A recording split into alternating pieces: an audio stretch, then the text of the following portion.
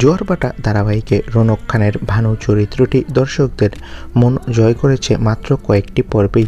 সম্প্রতি রৌনক মায়ের সঙ্গে দিদি নাম্বার 1 শোতে উপস্থিত হয়ে মায়ের স্বপ্ন পূরণ করেন। তিনি বলেন, মায়ের জন্যই শোতে এসেছি, ওনার আনন্দই আমার জীবনের সবচেয়ে বড় পাওয়া।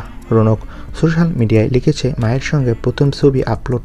ছোট থেকে মা কলকাতার কনকনে শীতেও বাড়ি থেকে বেরোতেন, আজ তারই আনন্দ আমার জয়। এছাড়া তিনি ধারাবাহিকের পরিচালক ও সহ অভিনেত্রীদের প্রতি কৃতজ্ঞতা প্রকাশ করেছে।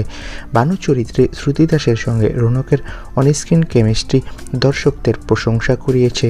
রৌনক মনে করেন, চরিত্র ছোট হলেও কাজের প্রতি নিষ্ঠা থাকলে তা দর্শকদের মনে দাগ কাটে।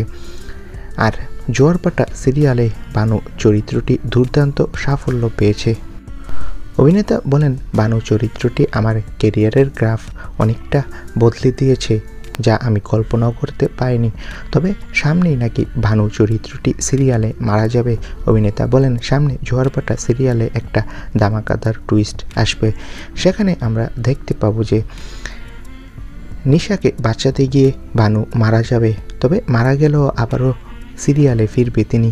তো বন্ধুরা, তোমরা কে এই ধামাকাদার টুইস্টটি দেখার জন্য মুখিয়ে রয়েছো কমেন্ট করে জানাও, আর আমাদের চ্যানেলটি সাবস্ক্রাইব করে রাখো। ধন্যবাদ।